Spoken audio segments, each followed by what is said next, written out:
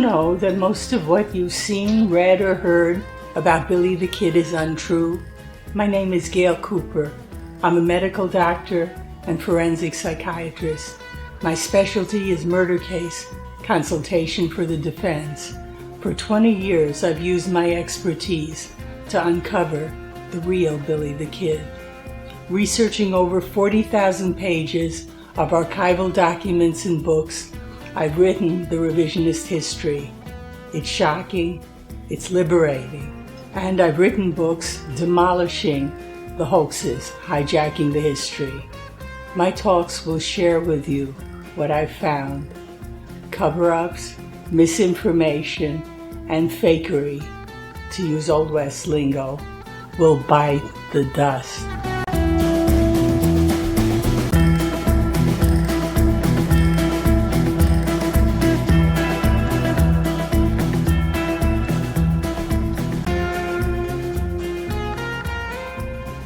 This talk exposes Billy the Kid imposter Oliver Brushy Bill Roberts' fatal moon error in his book Alias Billy the Kid.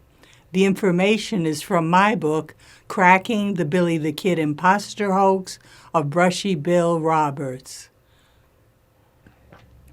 Billy the Kid imposter Oliver Brushy Bill Roberts made a huge fatal error in his confabulated Fort Sumner death scene in his chapter titled The Brushy Bill Story in his 1955 hoax book, Alias Billy the Kid. In Talk 66, linked below, I said his fatal error was about the moon on the night of July 14th, 1881, when Pat Garrett killed Billy the Kid. But Brushy's fatal error was hidden in Alias Billy the Kid by its writer C.L. Sonneshin and the hoax's mastermind, co-author WilliamVMorrison. July 14th, 1881's moon was memorable. Just waning and looking full, it hovered at the eastern horizon in huge moon illusion. It made Fort Sumner's reflecting high desert flatlands and central expanse of old military parade ground almost as light as day. It let Pat Garrett see a distant figure in the town's peach orchard, though, as he reported in his 1882 book, The Authentic Life of Billy the Kid, he only realized after the killing that it had been Billy. It enabled his deputy, John W. Poe, to see Billy approaching the Maxwell house, and the contrast between the bright moonlight and Peter Maxwell's dark bedroom first blinded entering Billy, so he only sensed someone else in the room, asked Peter who was there, and was instantly shot dead by Garrett. When Alias Billy the Kid came out in 1955, nothing signaled a problem with Brushy's moon. If anything, it was emphasized. Sonneshin titled the segment Death by Moonlight. Sonneshin knew about that moon from sources. John W. Poe wrote in his 1933 book, The Death of Billy the Kid, that, quote, the moon was shining very brightly. Walter Noble Burns wrote in his 1926 book, The Saga of Billy the Kid, that, quote, the kid's figure stood out clearly in the moonlight.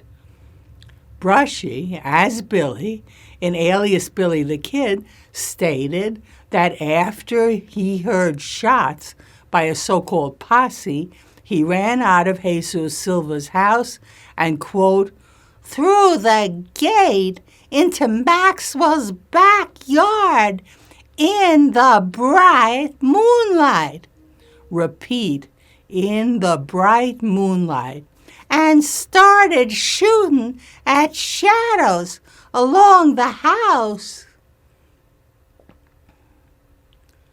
43 years passed. It turns out that the hoax's success was its downfall. It inspired true believer dupes. 2 were encouraged directly by C.L. Sonneshin until his 1991 death. See Talk 50 on Sonneshin, link below. They were country music singer William Carl W.C. Jameson and novelist Frederick Bean. In 1998, they published their Brushy backing book, The Return of the Outlaw Billy the Kid. They'd been taken in by the hoax's special knowledge trick. And in 1989, from the grandson of Brushy's widow, Melinda E. Allison, Bean had gotten WilliamVMorrison's reels of tape-recorded sessions with Brushy and transcribed them. Jameson and Bean knew that Brushy was minimally quoted in Alias Billy the Kid. Jameson explained why in his 2012 Brushy backing book, Billy the Kid, The Lost Interviews. He wrote, "It became clear that Sonneshin used a relatively small amount of the information, and he heavily edited Roberts's grammar, even adding and deleting words. In other places, Sonneshin merely summarized." So, Jameson's and Bean's starry-eyed plan for the return of the outlaw Billy the Kid was to provide Brushy's actual transcribed words. They believed that his display of so-called special knowledge would convince readers that he was Billy the Kid. They were too historically ignorant to recognize his fatal errors, and they avoided their day's scholarly history books as a conspiracy to contradict Brushy's claims. So, Jameson and Bean's The Return of the Outlaw Billy the Kid quoted for the first time Brushy's actual death scene in his Morrison interview. It revealed his most fatal error, the moon. So they accidentally undid what Morrison and Sonneshin had hidden in Alias Billy the Kid by its fake section titled Death by Moonlight, and by forging Brushy's words to add, quote, bright moonlight. To be noted is that in Talk 66, link below, I mentioned that Brushy, for his November 30th, 1950 pardon hearing as Billy the Kid, gave a different death scene using conventional history and merely substituting his fictional pal named Billy Barlow as Garrett's accidentally shot bedroom victim. The moon isn't in that tale. It likely went back to Brushy's 1930s start of his Billy the Kid identity delusion and storytelling. To be noted also is that Brushy was a good storyteller. He sought consistency, if not truth, and he tried to please Morrison, laboring to back him. So, as discussed in Talk 66, when Morrison coached him with Sonneshin's shoddy 1944 research of old-timer malarkey by a Jack Fountain, claiming that the kid had been shot at the Maxwell house's back porch, right outside Peter Maxwell's bedroom, Brushy obligingly confabulated a new death scene using that location. For the victim, Brushy recycled his fictional Billy Barlow while trying to justify Barlow's mistaken identity killing. So, as naively revealed by Jameson and Bean, Brushy attributed it to a dark night. There was no bright moon. So, missing the moon was Brushy's fatal moon error, proving he wasn't in Fort Sumner on the night of July 14th, 1881. Here's how Jameson and Bean inadvertently spilled the beans in The Return of the Outlaw Billy the Kid. Beginning with a chapter titled William Henry Roberts' Story, Part 1, 1859 to 1881, they simply repeated alias Billy the Kid. They wrote, Billy, easily seen in the moonlit yard, immediately drew return fire from the lawman. They also used John W. Poe and wrote, under a full moon, according to Poe, they waited until 11 o'clock. But their later chapter, titled Key and S, a re-examination of the shooting in Fort Sumner, let Brushy speak from his tape-recorded transcript. Unaware that the moon was a big deal, Jameson and Bean left it untampered. So Brushy says July 14th, 1881's night was dark. He stated, after hearing the shot from Pete Maxwell's place, I pulled one of my 44s and ran through the door trying to see in the dark. Repeat, trying to see in the dark. 2 more shots came from the shadow beside the Maxwell house. I couldn't find a target. It was too dark to see. Repeat, it was too dark to see. And Brushy stuck to darkness.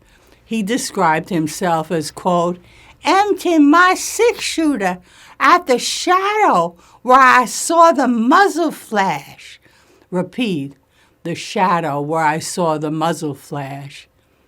He had the Seltzer character say to him, as Billy, that his attackers were, quote, inside the Maxwell house. They're afraid to come out in the dark. Repeat, come out in the dark. They think some of your friends will shoot them. So, Brushy used darkness to explain Barlow's accidental killing. He stated, Garrett knew by now that he'd killed the wrong man in the dark. Repeat, killed the wrong man in the dark. And he had Seltzer say, quote, they say the body is yours. Your partner looks very much like you in the dark. Repeat, in the dark. The point is not just Brushy's fatal moon error. The point is that the moon error, so fortuitously revealed by starry-eyed Jameson and Beam, exposed the unmitigated, premeditated lying of scammers Sondershon and Morrison. They intentionally forged Brushy's words to delete his dark night and substitute bright moonlight to hide his fatal error. And since that moon error proves Brushy wasn't in Fort Sumner on July 14th, 1881, so wasn't Billy the Kid, It also proves that Morrison and Sonneshin knew they were promoting an imposter. So, Brushy's moon error became my tag to spot true believers using Brushy's Dark Night from Jameson's and Bean's The Return of the Outlaw Billy the Kid, as opposed to hoaxers faking bright moonlight. It also tagged those who flipped from Dark Night believers to moonlit substituting hoaxers. So I featured that moon on the cover of my book, Exposing Brushy Bill. On screen is the cover of my book, Cracking the Billy the Kid Imposter Hoax of Brushy Bill Roberts. I did the illustration. The moon error is the reason I featured July 14, 1881's big moon as Minnie Brushy struggled futilely to climb real Billy the Kid history. W.C. Jameson had continued to write Brushy backing books. In 2005, he authored Billy the Kid Beyond the Grave. He repeated the Dark Night death scene. Like Brushy, he backed Billy Barlow, mistaken for Brushy, as Billy because it was dark. So, referencing Brushy's actual tape transcript, Jameson wrote, William Henry Roberts, the fake name for Brushy, recalled that the night was dark. Repeat, recalled that the night was dark. And after Brushy is shot in his tale of the attacking posse, Jameson quoted him from the transcript. I lost my footing and fell on my face in the darkness. Repeat, in the darkness. And from the transcript came Brushy stating, Garrett knew by now that he killed the wrong man in the dark. Repeat, in the dark. Later, things got murky. Possibly because of my exposés, or possibly because he allied with more savvy, Brushy-backing hoaxers in the 21st century Billy the Kid case hoax, Jameson never again revealed Brushy's moon error. But it was too late. Switching to bright moonlight, as Jameson subsequently did, tagged him as hoaxing Brushy's words. In 2012 came Jameson's book, Billy the Kid, The Lost Interviews. Implying new information, Jameson just fixed up Brushy's taped Morrison interviews from his unmentioned 1998 book, The Return of the Outlaw Billy the Kid. Jameson's Billy the Kid, The Lost Interviews will be exposed in later talks.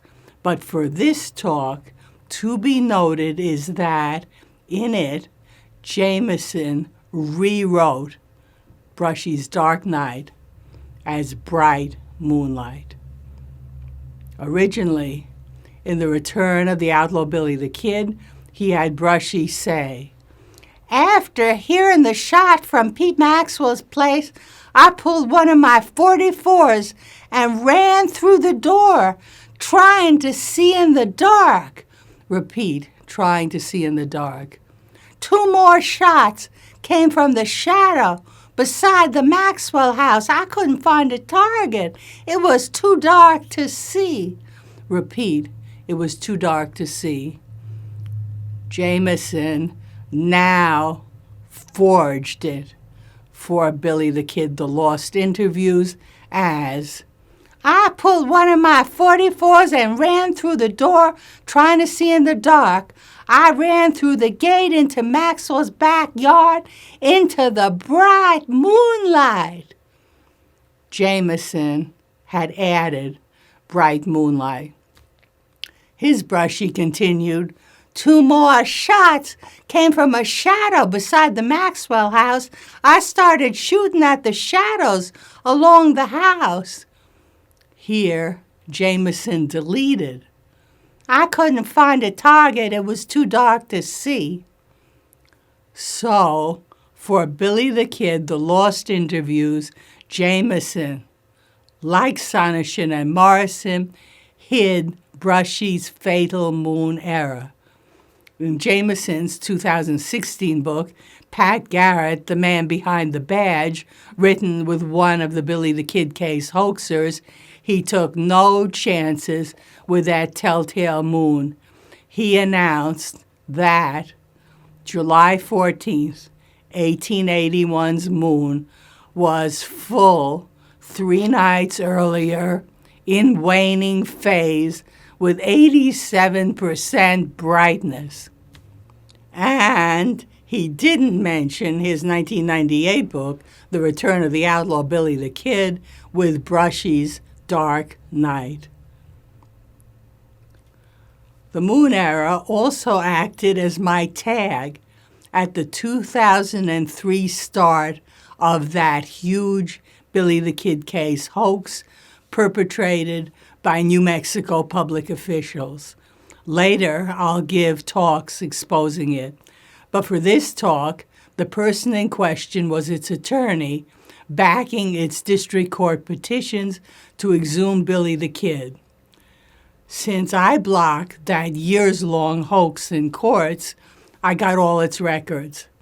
So I had that attorney's argument to the judge in his February 26, 2004 petition for the removal of Billy the Kid's remains. He claimed that it was not Billy Bonney, but an innocent victim who was killed on July 14, 1881. He wrote, "The most significant lingering question involves whether Billy the Kid was indeed shot by Sheriff Pat Garrett in an ambush one dark night." Repeat, one dark night in Fort Sumner, or whether the kid went on to live a long and peace-abiding life elsewhere. That dark night tagged this lawyer as a Brushy believer, likely inspired by Jameson and Bean's The Return of the Outlaw Billy the Kid. The lawyer's error is also how I correctly guessed early on that the hoax secretly backed Brushy Bill and intended to fake DNA matchings to make him Billy the Kid. That Billy the Kid case hoax also provided me with Brushy's full tape-recorded transcript of the death scene night. Here's how. That hoax was structured as a real filed murder investigation against Pat Garrett for killing the innocent victim to enable exhumations to fake DNA matchings. It was filed in the Lincoln County Sheriff's Department as case number 2003274. Like any murder case, it needed a probable cause statement justifying accusation of the suspect. In its earliest phase, the hoaxers toyed with revealing Brushy backing, but Brushy was ultimately hidden in their December 31st, 2003 probable cause statement signed by the hoax's sheriff and his deputy. But after my years of open records litigation against these lawmen, I finally got their file for case number 2003274. In it was their original probable cause statement with signature lines for the same sheriff and deputy. It backed Brushy. It's titled Lincoln County Sheriff's Office, Lincoln County, New Mexico, case William H. Bonney, a.k.a. William Antrim, a.k.a. The Kid, a.k.a. Billy the Kid. An investigation into the events of April 28, 1881 through July 14, 1881, 77 Days of Doubt. I called it the 77 Days of Doubt document. It used Brushy Bill's survival tale as probable cause that Pat Garrett murdered Billy Barlow, not Billy the Kid. These probable cause statements will be debunked in later talks about the Billy the Kid case hoax. For now, what is relevant is that in 2003, its hoaxers didn't recognize Brushy's moon error. Possibly from W.C. Jameson participating to vouch for Brushy, they got deceased Frederick Bean's 1989 transcript of Brushy's death scene from Morrison's tape recording. They put it in the 77 Days of Doubt document as proof that Billy the Kid survived Garrett's Fort Sumner shooting. So, the 77 Days of Doubt document had real, coached, tape-recorded Brushy telling the death scene in his full, garrulous, dark night confabulatory glory, not the 11 faked, bright moonlit lines of Sonishin's and Morrison's 1955 alias Billy the Kid.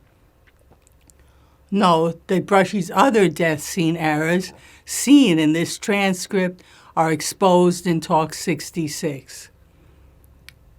With its paraphrasing by the sheriff and deputy authors excerpted, it's stated. Roberts tells Morrison in detail how he escaped death at the hands of Sheriff Pat Garrett the night of July 14, 1881. In a statement, Roberts records the following. I rode into Fort Sumner from Yerby's a few days before Garrett and his posse rode in. When they rode in that day, I had spent the day with Garrett's brother-in-law, Salval Gutierrez. Nearly all the people in this country were my friends, and they helped me. None of them like Garrett. It was dark that night. Repeat, dark that night. But there was enough moonlight to make shadows.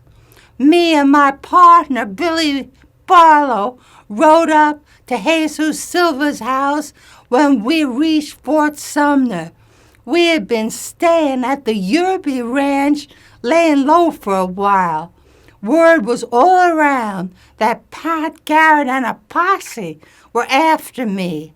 Pat's wife was a sister to my friend Salval Gutierrez, and Salval told me that Pat was after me, that he heard it from his sister.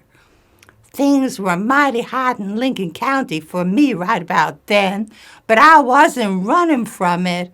I meant to have a talk with Pat Garrett and set things straight between us if I could. We used to be friends. We hid our horses in the barn and walked up to Jesus' back door. Barlow was nervous about being in Fort Sumner with me, and I couldn't blame him much. Jesus came to the back door when I tapped on it with a barrel of my six-shooter. When he saw that it was me, he grinned and let us in. I told Jesus we were hungry. We'd been out in the hills all day scouting around Fort Sumner for any sign of Garrett and his posse. I have nothing but cold frijoles, compadre, Jesus whispered as he closed the door. Barlow made a sour face. "I want some meat," he said.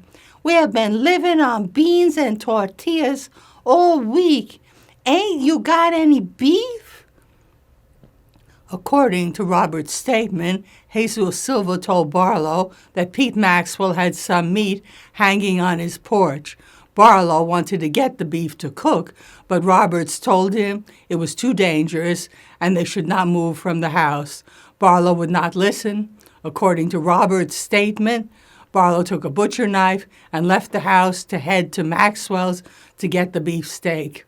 While Roberts and Jesus were lighting the wood stove, they heard gunfire in the direction of Pete Maxwell's place.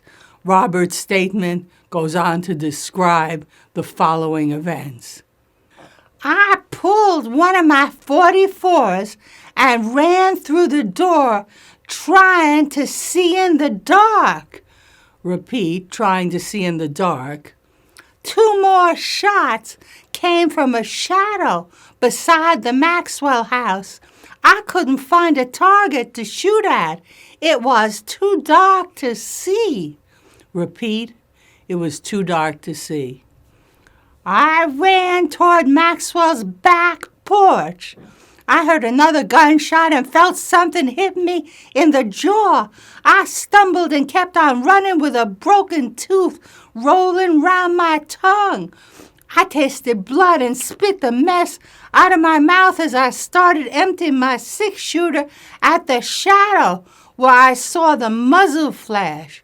Repeat, the shadow where I saw the muzzle flash. "From the corner of my eye, I saw a body lying on the back porch. I knew it had to be Barlow. My partner had walked right into a trap, and the trap had likely been set for me. I pulled my other 44 and ran toward the porch to check on Barlow, but I ran into a wall of gunfire. I knew I wasn't going to make it to my partner. Too many guns were shooting at me. I didn't have a chance. I turned for a fence across the back of Maxwell's yard and dove for it when a bullet caught me in the left shoulder. I jumped over the fence and landed hard on the far side with the echo of gunshots all around me. I staggered into an alley and ran behind the house, firing my 44 over my shoulder until it clicked empty. My mouth and shoulder were bleeding, and I lost track of where I was, but I knew I had to get away from Maxwell's before they killed me. I heard a shout and another gunshot. Something passed across my forehead like a hot branding iron.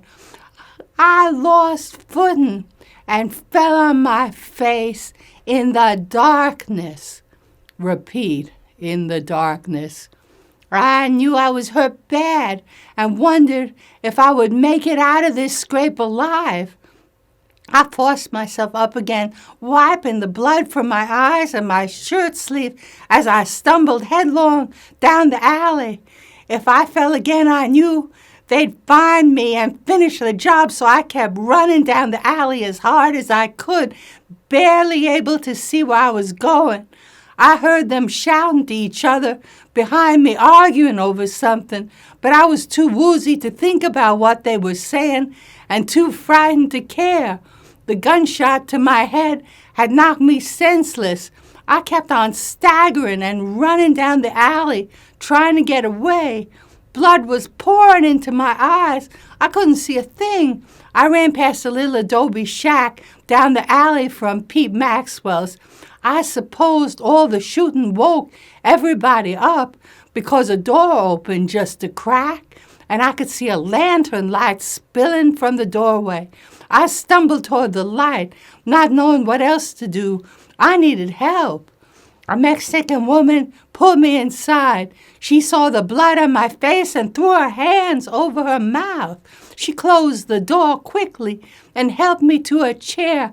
I sleeved the blood from my eyes, watching her loading my Colts.